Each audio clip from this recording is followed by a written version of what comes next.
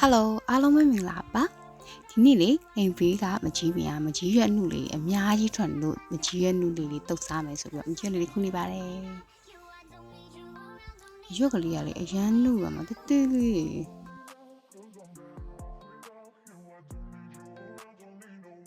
ပါတယ်ခုပြီးတော့ချင်းနေထည့်ပါတယ်ရှင်ဖုန်းကတစ်ဖက်နဲ့ဗီဒီယိုရရင်ခူးနေရတာဆိုတော့အိမ်ကမေကစိတ်မရှိတော့ပါဘူးအဲ့ချိန်မှာသူကိုယ်တိုင်ဝင်ပြီးတော့ပဲခူးရတယ်အကုန်လုံးခူးပါတယ်ရှင်ဒါတော့တူမမီပါသူခူးနေပါတယ်အဲ့တော့သူ့ကိုပဲရိုက်ပြီးလိုက်ပါတော့တယ်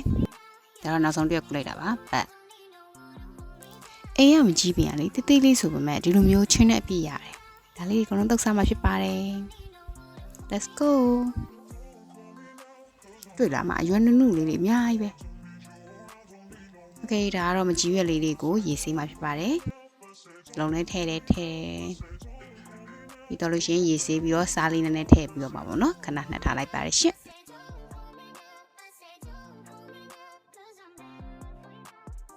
မကြီးရွက်ပြုတ်လေးလုပ်ဖို့အတွက်ကြက်သွန်ဖြူလေးတွေကိုနှွာထားလိုက်မယ်သူက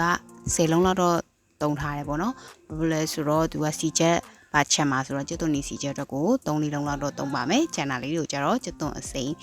ပပလေးလှီးပြီးတော့တုံးထဲမှာဖြစ်ပါတယ်โอเคပြီးသွားလို့ရှိရင်တော့အလုံးလိုက်အရင်ဆုံးရင်ဆေးပါတယ်โอเคကျွတ်သွန်အလုံးလိုက်ရေးဆေးပြီးသွားပြီဆိုတော့ကျွတ်သွန်အပေါ်မှာရှိရပေါ့နော်ဒီခေါင်းလေးကိုဖယ်ပြီးတော့မှပပလေးတွေလှီးပါမယ်ပပလေးတွေလှီးနော်ဘာလို့လဲဆိုတော့စီချက်တဲ့နေရာမှာလဲကျွတ်သွန်ပပလေးတွေလှီးရတဲ့အခါကျတော့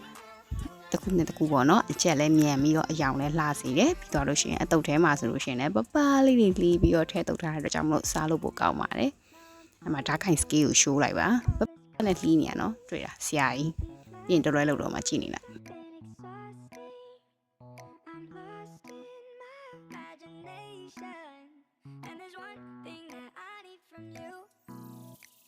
โอเคအခုကတော့မြေပဲလေးတွေထောင်းမှာဖြစ်ပါတယ်မြေပဲလေးတွေကကျတော့အိမ်မှာကိုယ်တိုင်လှော်ထားတဲ့မြေပဲလေးတွေပေါ့နော်အဲဒါလေးထောင်းမယ်ညအောင်မထောင်းနော်ဒီလိုမျိုးစလုံးစကူလေးဖြစ်အောင်ထောင်းလို့လည်းရပါတယ်မြေပဲအစီလေးတွေအရင်ညက်စရာမလိုပါဘူးโอเคပြီးတော့ရင်တော့ရှယ်ပစုံကြပေါ့နော်ပစုံကြကတော့ဈေးကြီးကိုအနေနဲ့ပဲသုံးပါတယ်ခင်ဗျအဲ့ဒါသုံးလို့ရှင်လည်းစုခန်းမှာဆိုလို့ပါကျေးဇူးပါ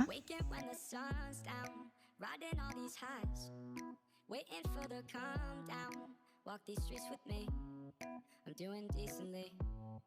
Just glad that I can breathe. Yeah. Okay, ခုနပပလီလာတဲ့ကျွတ်သွန်နီလေးကိုစီချက်ပါမယ်။ပူလာပြီဆိုစီထည့်ပါမယ်။ပြီးသွားရင်တော့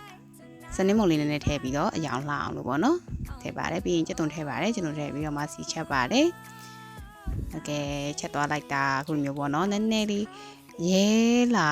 ခံနီးလောက်ပြီဆိုလို့ရှိရင်တော့ချလိုက်ပါ။ခဏမီလေးကိုတက်ပြီးတော့ပေါ့နော်။အဲလိုမျိုးကျန်တဲ့မီးလေးနဲ့ပဲအေးလေးနဲ့ပဲကြော်သွားလိုက်လို့ရှိရင်ဒီလိုမျိုးရွှေအောင်တန်းတဲ့ကြက်သွန်ကြော်လေးရပါပြီရှင်။ Okay ဒါကတော့ခုနလှီထားတဲ့ကြက်သွန်လေးကိုထပ်ဆေးပါတယ်။နောက်တော့ဆေးပါတယ်ရေကတော့ခဏဆေးပါတယ်။ဘာတော့မဟုတ်ပါဘူးရေဆေးရတာပြောလို့ပါ။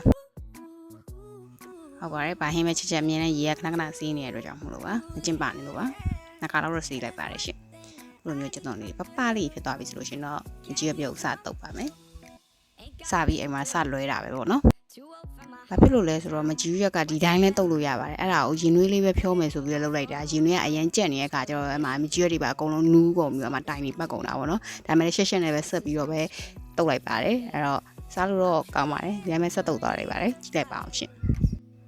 โอเคအဲ့မှာတလွဲလောက်တိုင်နေပတ်ပြီးတော့ပေါ့နော်ဗီဒီယိုတွေတိကျရိုက်ဖို့မေ့သွားပါတယ်Okay မြင်ရတယ်ဘယ်လိုတောင်တော်လေးလှုပ်ထားလဲဆိုတော့အခုလိုမျိုးထည့်လိုက်ပစ္စည်းတောင်မှတိကျမရလိုက်မိဘူးပေါ့နော်အဲ့တော့ခုနကမကြီးရွက်ထဲကိုကြက်သွန်လေးပပလီလာလေးထည့်တယ်ပြီးတော့လို့ရှိရင်စီချက်ထည့်တယ်စီချက်ထည့်ပြီးတော့ပိတ်မှုတ်လေးထည့်ပါတယ်ပြီးတော့ငန်းပြာကြီးလေးနဲ့လီဆန်းပြီးတော့အခုလိုမျိုးပေါ့နော်အချုံမုတ်လေးနဲ့ထည့်တယ်ပြီးတော့မြေပဲနဲ့ပစုံကြောင်းနဲ့ထောင်းလာတဲ့ဟာလေးတွေထည့်ပြီးတော့တမအောင်နေလိုက်ပါတယ်ဟော